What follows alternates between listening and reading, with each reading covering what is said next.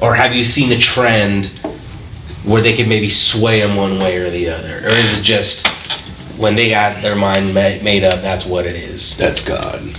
And guess what? The person before them that walked in their office with the exact same scenario, they could have given the green light to. If that's the way that they felt at that particular time, you're set. I know you, you know me, we're good. Don't even worry about showing me the paperwork.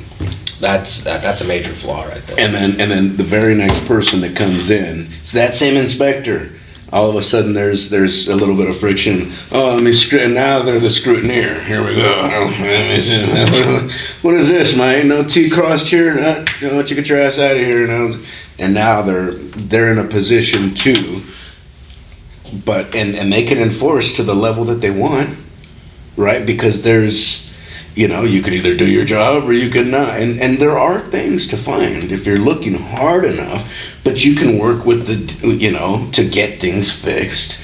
Or you could say, you're out right now, right here, right now, and I have no flexibility for you at all. Go through the process of getting licensed again. And I was about to ask that. So when that happens, they don't even get like, hey, I'll come back out in 2 days. It's just, fuck it, go resubmit everything, start from go again. Start over. You can keep the same business name. Yeah. Okay. Hey, thank you. Your business license can stay in place. Your resale permit, you're fine. But go get your educational over. Go take your DMV test. The education's, you gotta do it all over. Oh my God. It's all a brand new process, and that's part of the pre-licensing process. You're going to have to go through those steps now again, and there is no flexibility to this, especially depending on which one of these people it is. I'm telling you, it could be the minorest thing, or it could be this big, giant, huge thing that really is they really shouldn't be budging on, but they don't really. There's no nuance there. Mm-hmm. It's just with them, however they feel. Jerry used to say that about our rates. The wind blowing. Jerry used to say that about our raids because he used to hate programming the used car dealer stuff. He'd say, homeowners, very straightforward. It's come here, I got these factors in line, I could tell you the rate. Motorcycle insurance, here, I got these factors, here's the bike, I got coverages, I could tell you the rate. Used car dealer, there's this, I don't know what this credit is that's going to be, we're going to use, and sometimes it's different, sometimes it's the same thing, sometimes the exact same zip code, and this guy's gets 20, and there's all these factors that might be the same, and then at the end, this one gets a 20% discount, this one gets a 10. Why? Maybe he had a different agent, it was, or just whatever the situation was. Maybe this guy's packaging something over here, and then all of a sudden he gets it. But he was like, man, your guys is the absolute worst because it's gray area. That just, that right there makes it tough on everybody else around, no matter what you're in. Right? What do you guys love most? X's and O's, and O's. Used car is a beast. Right? It's not this stationary home that doesn't do anything, right?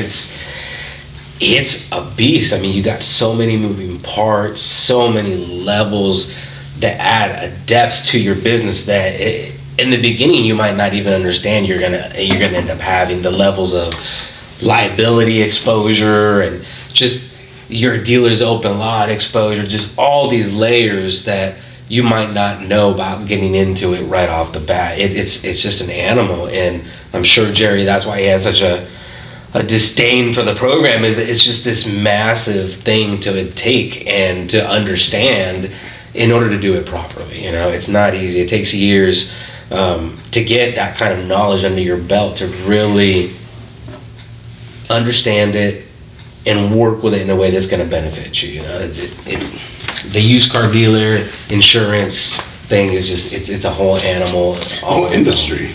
I mean, like it's even, let's say if you're a gardener, if you're a restaurant owner, like you've got a very different life than if you're a used car dealer. Oh yeah. Like you've got this whole different business that's just, it's got all these different moving parts to it, that you've got your IT needs over here where you have to have certain things right. And then you have to be able to know enough about a car to know not to overpay for it over here. And you have to know it pretty fast too, because you're in an auction. This guy's in your ear, fat. Oh, come on, give me 2. Okay. And this thing's going super fast. And some of these are gross polluters. There's 8 different lanes, and you got this car sitting there smogging in your face, and you're walking around. You got a minute to figure out. Not even a minute. You got way less than that to figure out what are the numbers need to be on this car to make it. And in real time, and they have technology that's actually able to help you now with this, not mentioning the technology part. But if not, you're sitting there right on the fly, having to kick the tires and look under the hood, and that makes okay, this is what I think the reconditioning of this thing, and I'm gonna have to pay the government. I gotta pay my guy to recondition this thing for XYZ, and then I have to pay for the smog, and then I have to pay. And by the time you're done with it, well, is that really going to be the right marketplace price in your particular? This is what I was telling you earlier about. The guy that buys that car in the Bay Area, let's say that I lived in Fremont. The Hayward auction was in the city next door. The dealers in Fremont that were going to Hayward to buy their inventory were going out of business. Because those vehicles were almost purchased at the same retail price that you could get them on a lot for. They were overpaying for them at the auction. By the time they get back and get it back to the lot to sell it and recondition it, get it retail ready, they're upside down on this thing. They're already upside down. Or they made $100, but it took them 45 days to get rid of it. You lost at that point.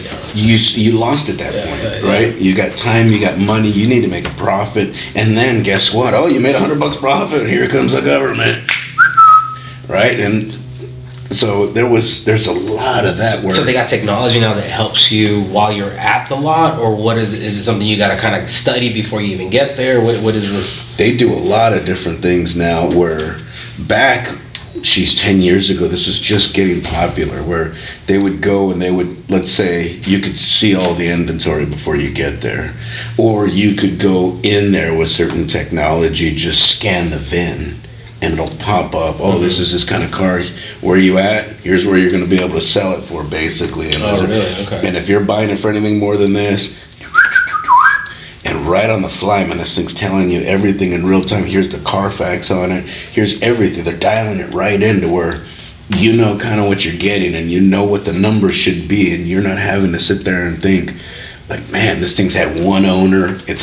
Like you can see, because certain times they're pitching it as one owner, and that's what the auctioneer's saying, but sometimes it's not one owner. Sometimes it ended up being 2 owners. But here, it's another set of eyes on it, and they're verifying certain things. So it's like they're getting to a point where it's like, okay, here's what makes sense for you. Here's what makes sense for the numbers.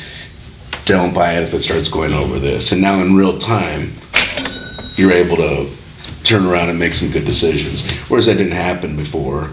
And now, with the advent of certain things, it makes it easier.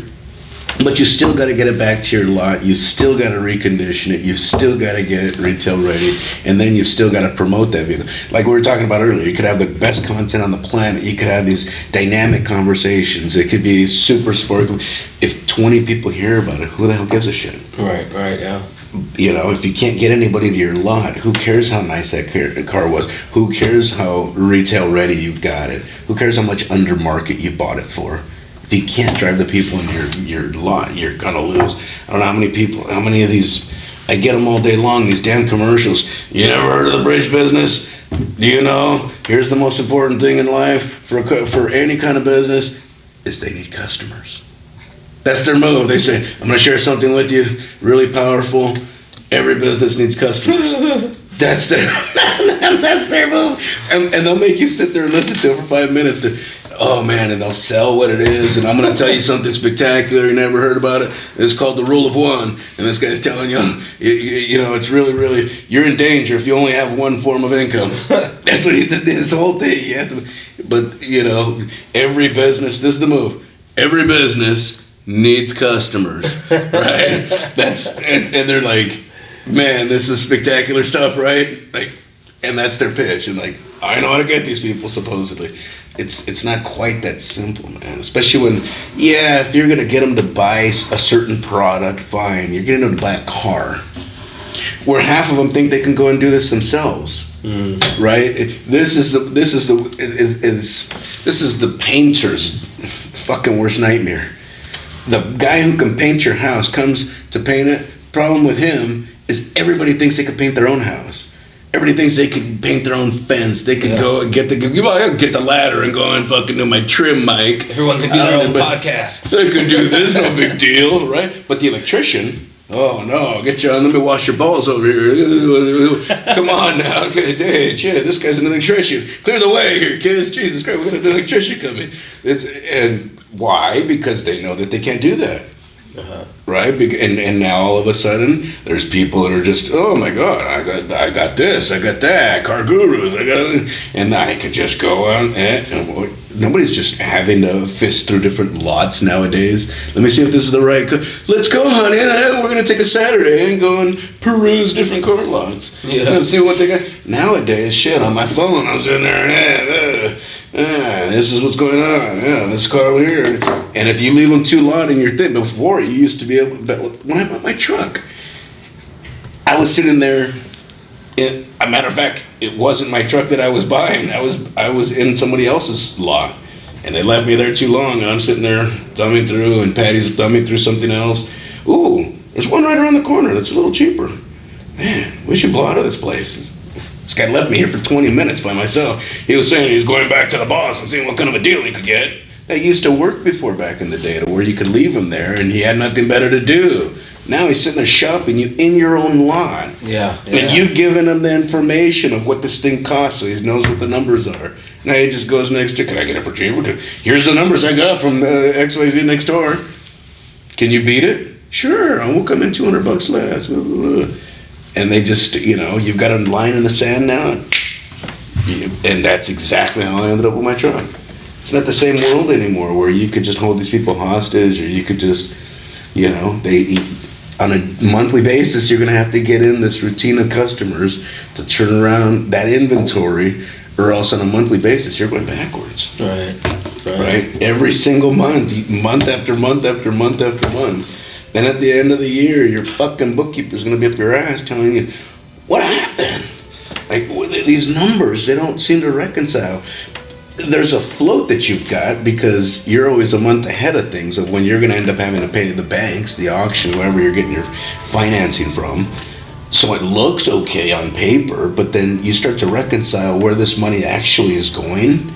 It's like, wait a minute, all this money's actually gone. You're out of trust.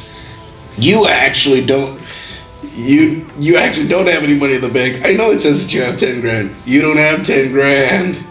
That's it. You'd be surprised how many dealers I've heard say this. Like, oh my God, I couldn't believe it. It said I had this. By the time they reconciled everything, I didn't have that.